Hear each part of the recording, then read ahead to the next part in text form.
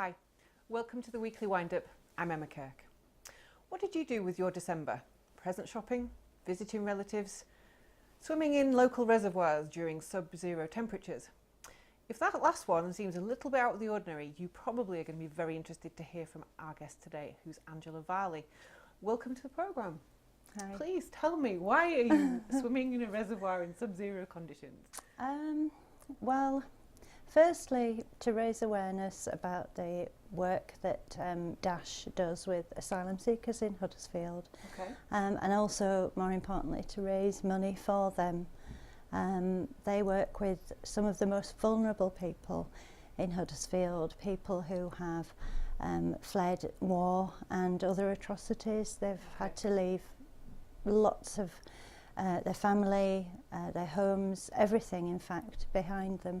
And they are supported by D.A.S.H, and I wanted to do something to help D.A.S.H continue to do this important work.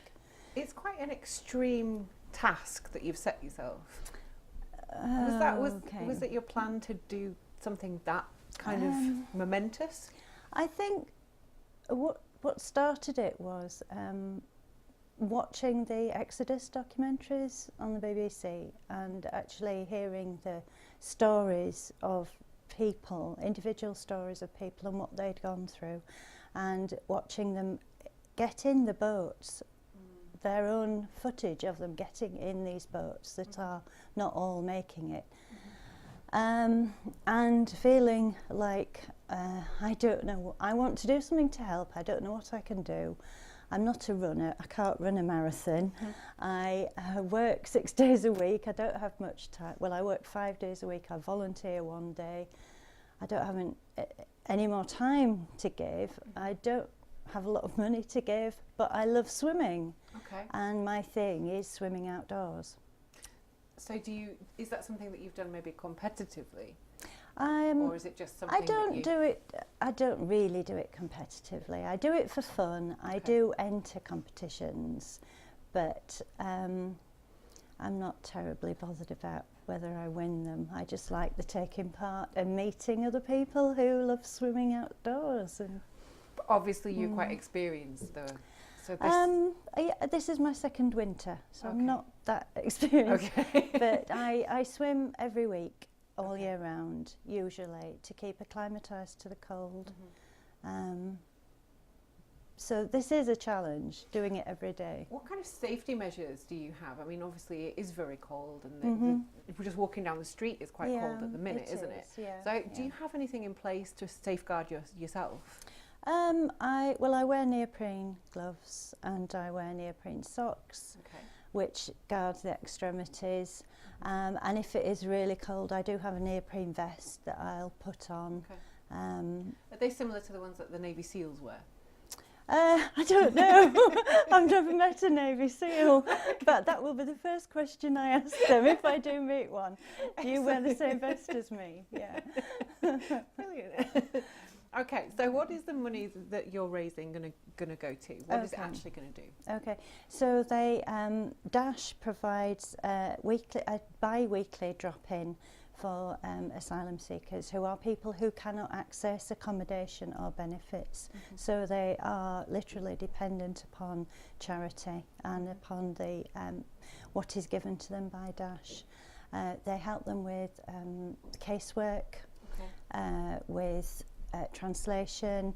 They provide hot meals at the drop-ins, and more importantly, a place for them to socialise and to be with people and not feel so lonely and isolated.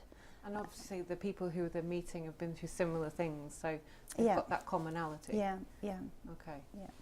And it's run by volunteers primarily.